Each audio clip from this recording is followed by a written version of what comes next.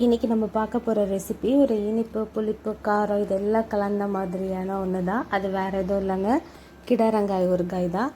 இன்றைக்கி கிடாரங்காய் ஊறுகாயோட ரெசிபி தான் நம்ம பார்க்க போகிறோம். அதுக்கு தேவையான பொருள் நல்லெண்ணெய், வெந்தயம், கடுகு, பூண்டு, பச்சை மிளகாய், வெல்லம், கட்டி பெருங்காயம். இப்போ கடாரங்காயை சின்ன சின்ன பீஸாக கட் பண்ணி உப்பில் போட்டு 2 நாள் வெயிலில் வச்சு எடுத்துக்கலாம். இப்போ ஒரு எண்ணெய் சட்டி வச்சு அதில் வெந்தயம் அப்புறம் கடுகு இது ரெண்டுத்தையும் நல்லா வறுத்து எடுத்துக்கலாம். இதில் எண்ணெய் சேர்க்கக்கூடாது. கடுகு வெடித்து வந்தோன்னே நம்ம இறக்கிடலாம்.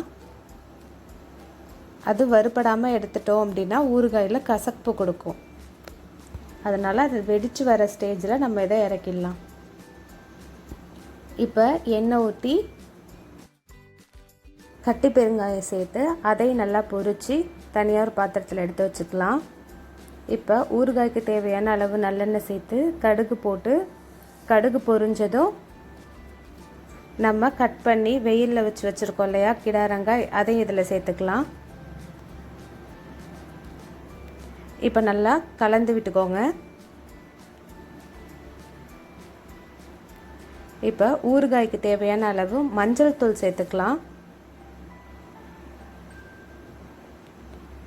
மஞ்சள் தூள் சேர்த்து நல்லா கலந்து விட்டுக்கலாம்.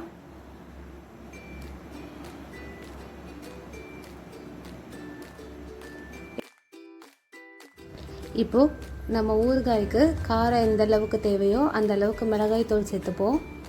இதில் நம்ம பச்சை மிளகாய் சேர்க்கறதுனால உங்கள் காரத்துக்கு ஏற்ற மாதிரி மிளகாய் தூள் ஆட் பண்ணிக்கலாம். நல்லா கலந்து விட்டதுக்கப்புறமா நம்ம தோல் உரித்து வச்சுருக்க பூண்டு சேர்த்துக்கலாம். சின்ன பூண்டு அப்படின்னா அதை ஃபுல்லாக அப்படியே போட்டுருங்க. இது பெரிய பூண்டுங்கிறதுனால நான் கட் பண்ணி போட்டிருக்கேன். இப்போ பச்சை மிளகாய் சேர்த்துக்கலாம். பச்சை மிளகாவை கீறி சேர்க்காமல் இதை மாதிரி 2ஆக உடைச்சோ இல்லை கட் பண்ணியோ சேர்த்துக்கோங்க.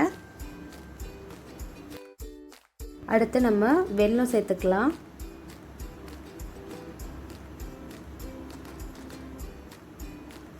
நல்லா கலந்து விட்டுக்கணும். நம்ம சேர்த்துருக்க வெல்லம் நல்லா கரைஞ்சி வரணும். இப்போ இந்த ஸ்டேஜில் நம்ம தனியாக வெந்தயமும் கடுகும் வறுத்து வச்சுருக்கோம் இல்லையா, அதை நல்லா மிக்சியில் விட்டு ஃபஸ்ட்டு பொடி பண்ணிக்கோங்க. அது பொடி ஆனதுக்கப்புறமா நம்ம பெருங்காயம் பொரித்து வச்சுருக்கோம்ல அதுக்கப்புறமா அதையும் மிக்ஸி ஜாரில் சேர்த்து அதையும் நல்லா பொரித்து எடுத்துக்கலாம். ஏன்னா ஃபஸ்ட்டே நம்ம பெருங்காயம் சேர்த்துட்டோம் அப்படின்னா அதில் இருக்கிற எண்ணெய்னால அது சரியாக பிடிப்படாது. இப்போ ஓரளவுக்கு வெல்லம் நல்லா கரைஞ்சி வந்திருக்கு பாருங்கள். இந்த ஸ்டேஜில் நம்ம பொடி பண்ணி வச்சுருக்கோம் இல்லையா, அதை சேர்த்துக்கலாம். சேர்த்து கட்டிப்படாமல் நல்லா கலந்து விட்டுப்போம்.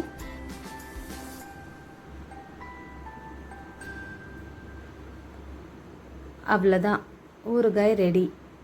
இப்போ உங்களுக்கு என்ன இன்னும் வேணும் அப்படின்னா நீங்கள் ஆட் பண்ணிக்கலாம். நம்ம ஏற்கனவே கட் பண்ணி உப்பு போட்டு 2 நாள் வெயிலில் வச்சதுனால இதில் நம்ம உப்பு ஆட் பண்ணலை. நீங்கள் இந்த ஸ்டேஜில் டேஸ்ட் பண்ணிக்கோங்க. உப்பு காரம் இல்லை எது பத்தலையோ நம்ம இந்த ஸ்டேஜில் நல்லா போட்டு நல்லா மிக்ஸ் பண்ணிக்கலாம்.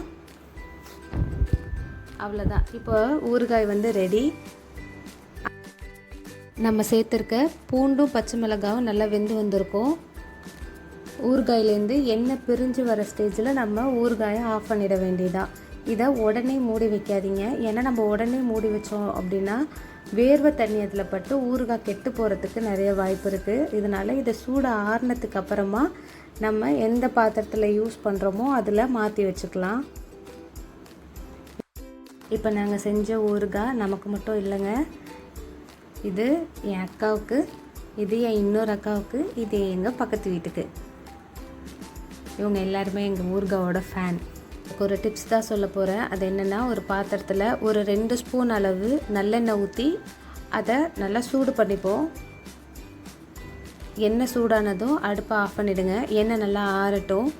இப்போ நம்ம எந்த பாத்திரத்தில் ஊறுகாய் யூஸ் பண்ண போகிறோமோ அதில் ஆறின எண்ணெயை சேர்த்து நம்ம மூடி வச்சிட்டோம் அப்படின்னா ஊறுகாய் ரொம்ப நாள் கெட்டு போகாது.